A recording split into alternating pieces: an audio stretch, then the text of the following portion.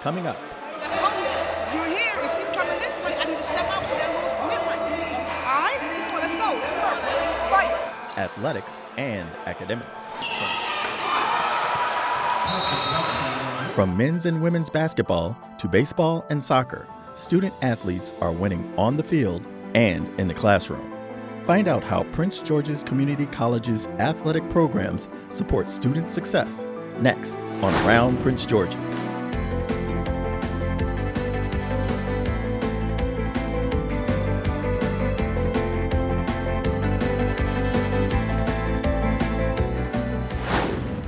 Welcome to this edition of Around Prince George's. I'm Charlene Dukes, president of Prince George's Community College.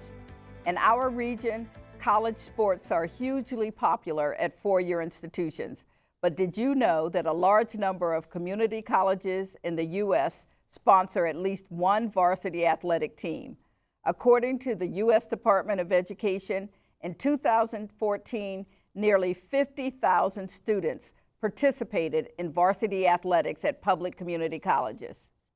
For many students, athletic programs can be a strong motivation for pursuing higher education.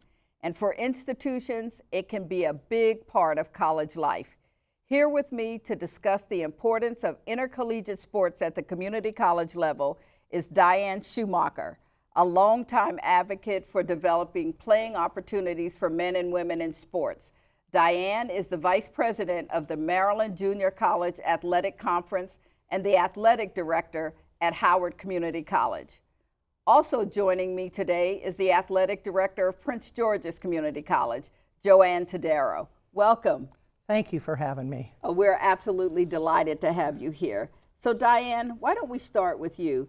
Give us an overview of the size and scope of athletic programs across the community colleges in Maryland, and then talk to us about some of the varsity sports that are available to students. Love to.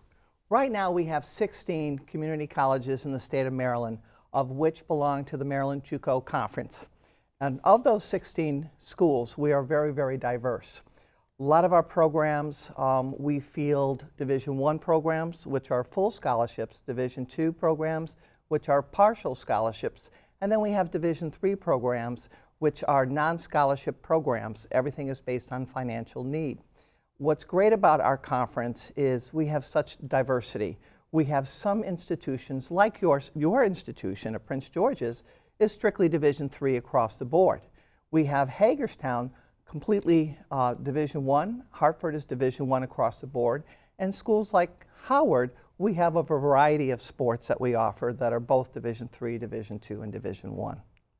So talk about some of the varsity sports that are available. Does every community college offer the same thing, or do they have choices around what it is that they want to field in terms of athletics? I think a lot of the responsibility lies with the institution and certainly the athletic directors and people like yourself to determine what sports you should offer based on your local community and their interests. But right now, the most popular sport that every school offers in the conference is men and women's basketball. And then the next popular sport is men's baseball, women's softball. Next popular sport is women's volleyball. Next popular sport is men and women's soccer. Then we go right into lacrosse, which is really growing for both men and women.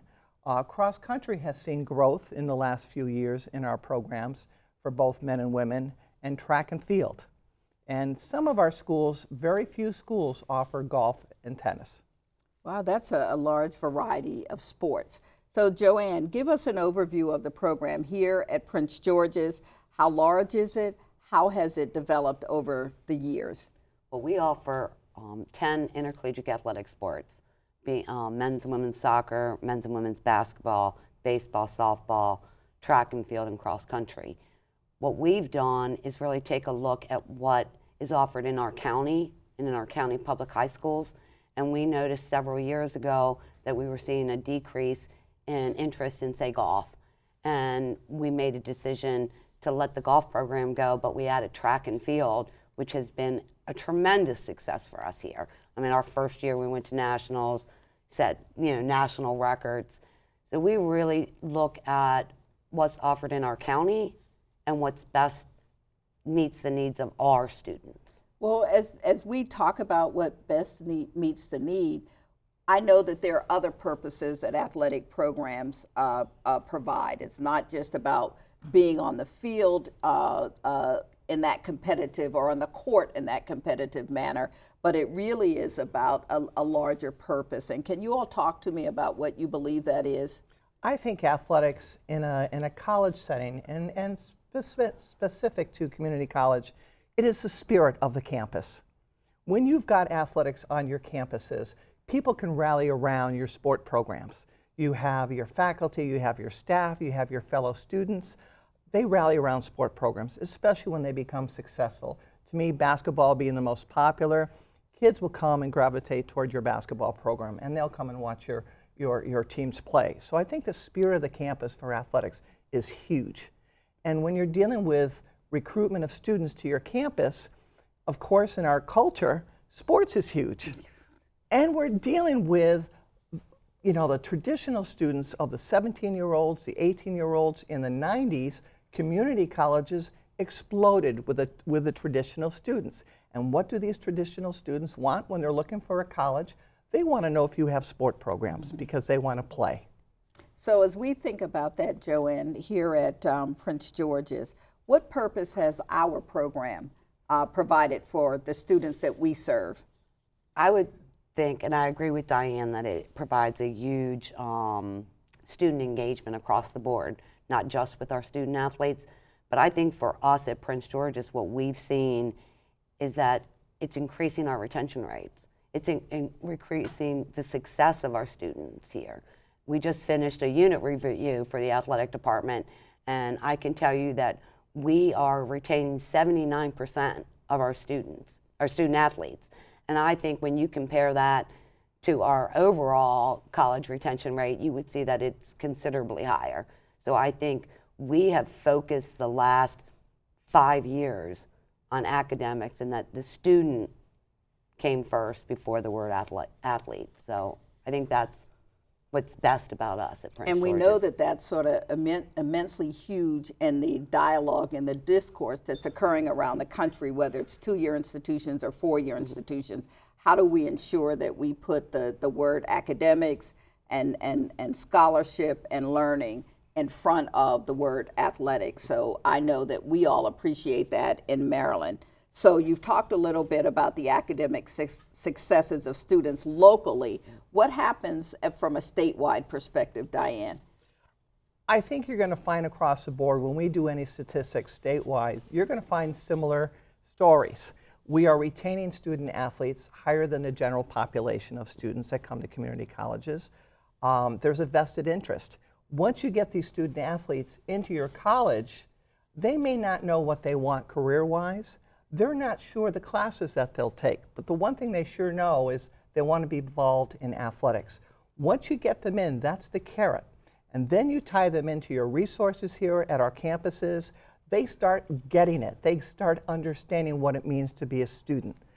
So one of the things that I understand, and it probably came to light for me during the last Super Bowl, quarterback Cam Newton actually played for a community college before he was recruited by Auburn University. So what are the prospects that are out there for students relative to scholarships as they think about transferring to a 4-year institution, whether they're D3, D2, or D1?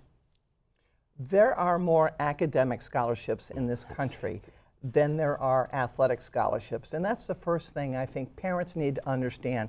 I think there's a lot of pressure on athletes in this country anyway, from the lower levels on. They're getting their kids involved in athletics. It's an explosion of youth programs that we're seeing, and they're telling their kids, you can get a scholarship, because if you can get a scholarship, the cost of education is so high right now. A lot of parents cannot afford to send their kids to schools unless they have some help, be it through financial aid or through scholarship programs.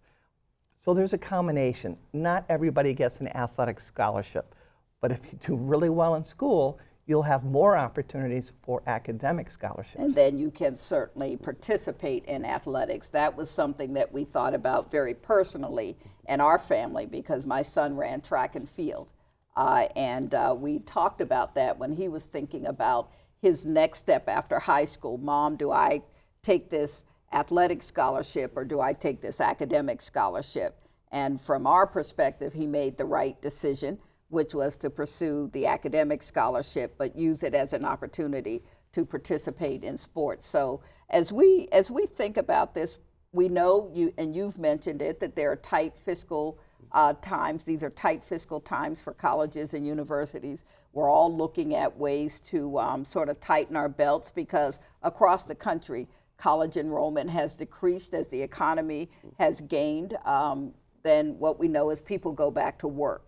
So are we finding that we're losing programs? Are we initiating new programs? Or quite frankly, are we staying the course? I actually take this because I'm a member of the NJCAA Executive Committee as well, so I've seen the national trend.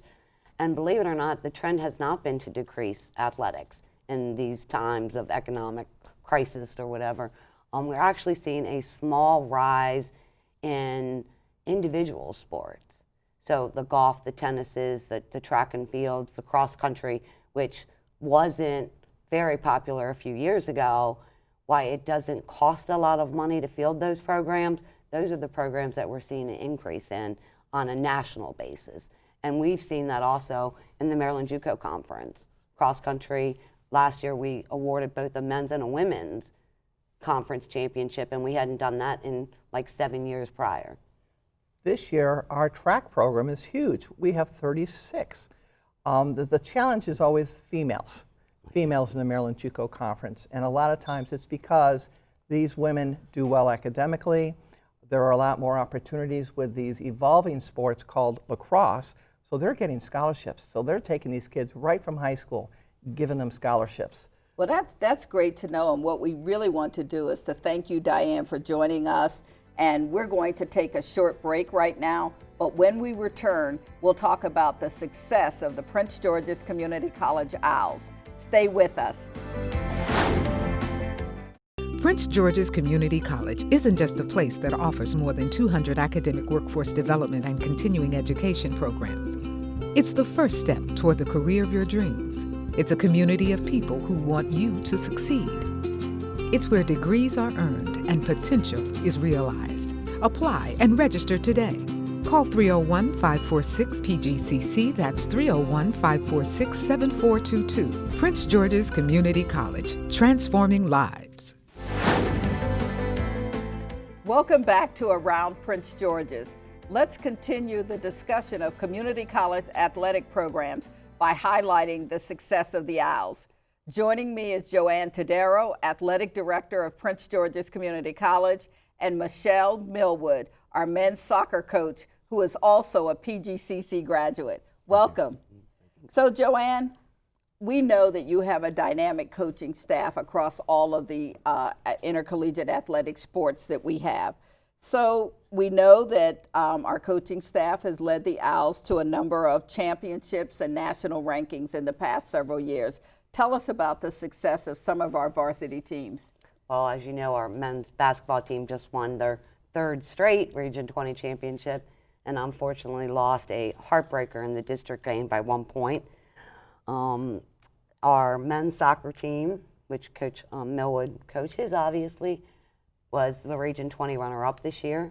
In the past years, they have won numerous championships. The year that Coach Mills played, we went to the national tournament and finished 4th. Our women's basketball team won last year and advanced to the final 8 in the national tournament. And our men's and women's track and field team have won so many individual championships that we would need the rest of this program for me to list all of those.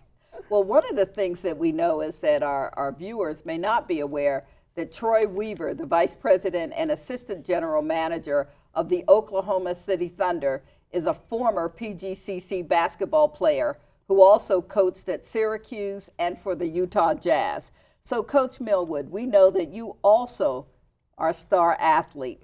You're a former NJCAA All-American for the Owls, and you went on to the NCAA. So tell us about your accomplishments.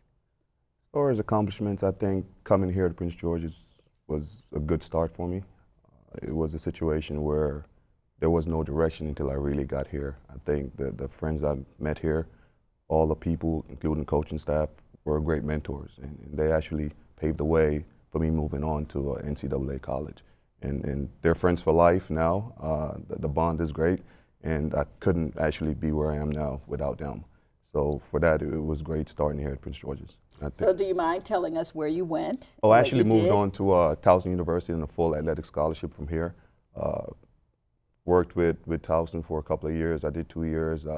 Went to the MLS Combine, which is the Major League Soccer. Got drafted, played at Columbus Crew for a couple of years.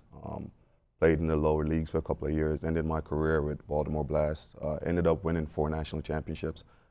So I think that actually is the best part of it, is winning and knowing that it doesn't matter where you start from. If you put hard work into it, there could always be great accomplishments. Well, you know that we're proud of you, and I would say that you're all that in a bag of chips, but what might happen is that might tell you what my age is, so we'll just forget that I said that. So one of the things that we know is that there are some other individual success stories that are really similar to Coach Millwood's. Joanne, talk to us a little bit about what those are. Well, we're just really starting to track all of our history. We've recently had several baseball players sign with Major League Baseball. Obviously, we've had tons of athletes that have moved on to the 4-year level, but right now we're actually in the process of tracking all the ones down that moved on to professional play. I know we have several soccer players in my tenure that I know have moved on to play nationally, but we need to track them all down to find them.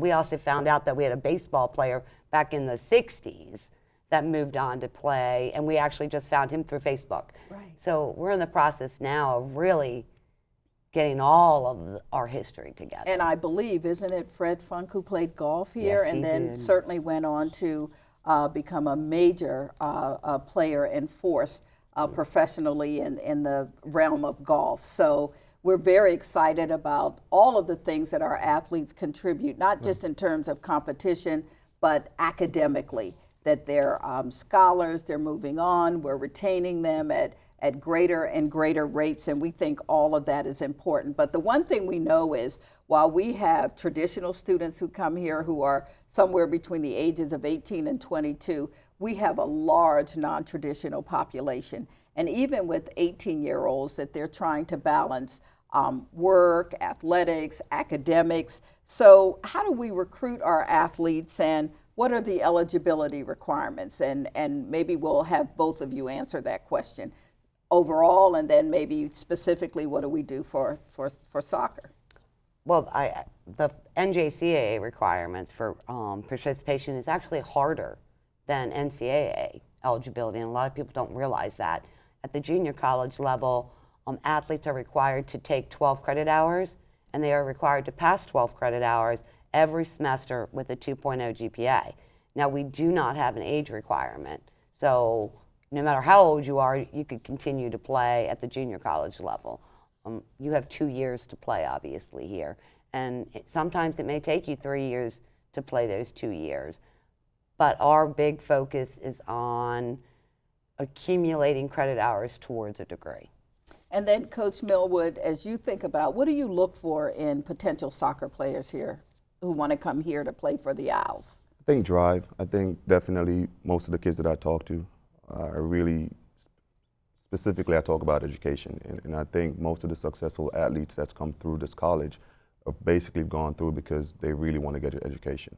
I think those are the ones that are a lot more motivated. Obviously, you can't play unless you have accumulated certain credit hours, and those are the ones that actually get to move on. I think if it's just about playing, then the vision will not be the same.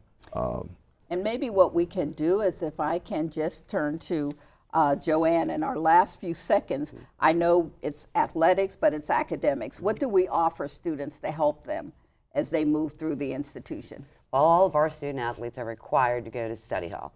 They attend 3 hours a week, mandatory study hall. And if we see by tracking their academic progress that they're not passing classes with a minimum of a C, then those study hours are increased. We have tutors in study hall, And I want to just comment on Coach Millwood here. His men's soccer team in the fall currently has a 3.17 GPA.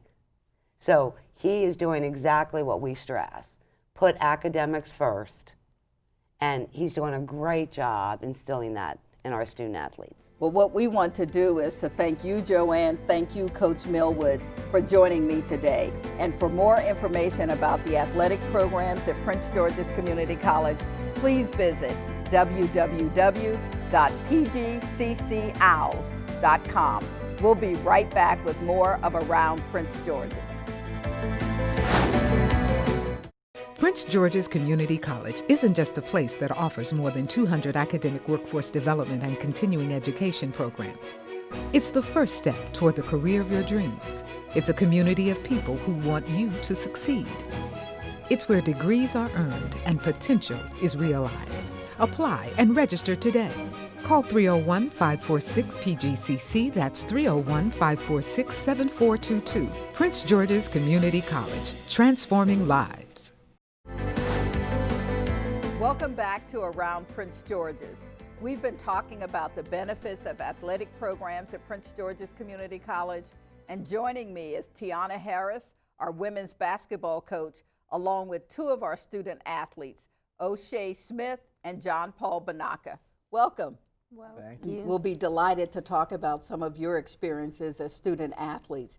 But Coach Harris, Yes. you're the women's basketball coach, and you went to the NJCAA National Championships. What was that like? It was great. It was a great experience for myself and the players. They got to show their talents to a lot of four-year schools. We got to show off our school, Prince George's Community College, and we represented. It was a great experience for me to know what I need to do to be successful in that capacity in the future. So it was just a great experience overall, and it was very exciting. Looking forward to it again. And what we also know is that you played here Yes. at Prince George's Yes. Community College. Yes. And you're not just the basketball coach, you're also the coordinator for our academic and student success programs as it relates to the athletic program. So tell us what that is, and what do you do, and what are you requiring of students in that capacity? Okay, well, the student success coordinator, basically what I do is every student athlete has to come through me in order to play in any type of sport. They have to come through me every day for a study hall. They're in mandatory study hall 3 hours a week, and some is 5. My athletes had 5, women's basketball, 5 hours a week. That is just to get them to stay acclimated with their classes. You know, being a full-time athlete and a full-time student is hard, and it's hard to prioritize your classwork, your how to study, and things of that nature. So we give them an opportunity of time slots to come in and acclimate those things. Get in there and get your classwork done. Get in there and get help from your peers, you know, in different categories that you need help in. So that's what we do. And I also send out progress reports 3 times a semester to track all the grades. And if anyone comes back with anything lower than a C, their hours go up to 5 hours. And then they're also entitled to have mandatory tutoring. So we definitely keep track and keep a hold on everything and making sure we retain them and keeping our success rate up. So O'Shea and John Paul, and we'll start with you, O'Shea. Yes. What sport do you play, and how long have you been playing competitively? I've been playing basketball since 4th grade, and I enjoyed playing my first year here at Prince George's Community College. I played varsity all 4 years of high school, and I also played for Boys and Girls Club. So where'd you go to high school? At Forestville Military Academy. Forestville Military Academy, so Yes. you're a Prince Georgian, Yes. and you decided to come to Prince George's Community College. Why? Because it's easier to commute back and forth from home. Saves me a lot of money, of course, and I'm able to get more help. Instead of going to a big university, it's a lot of people. I like where I can get attention, and I'm able to be helped more. So what was it like going to the national championship? That was it's the greatest memory I always have. I shed a tear every time I go in the gym. I'm like, where's our banner, Coach T? Like, that's just it was a great experience. And then I went back to my high school and told them all about it, and then they won states for our high school. All right. So A very great experience. Good, good. And John Paul, what sport do you play? I play baseball here at the college. I played baseball since I was about 5 or 6, AAU, travel. My dad's always coached me, always made me a better player, better person overall, and he led me all the way up until here. And unfortunately, he's not with me at this point because he's back in Massachusetts, where I'm from, and he's kind of just guiding me through the phone now. All right, and then, so what made you choose Prince George's Community College? I came down here on a visit. The recruiting coach called me, asked me to come down and visit. Said, of course. Came down here, loved the campus, probably one of the biggest campuses I've ever seen for a community college. Beautiful campus, great atmosphere.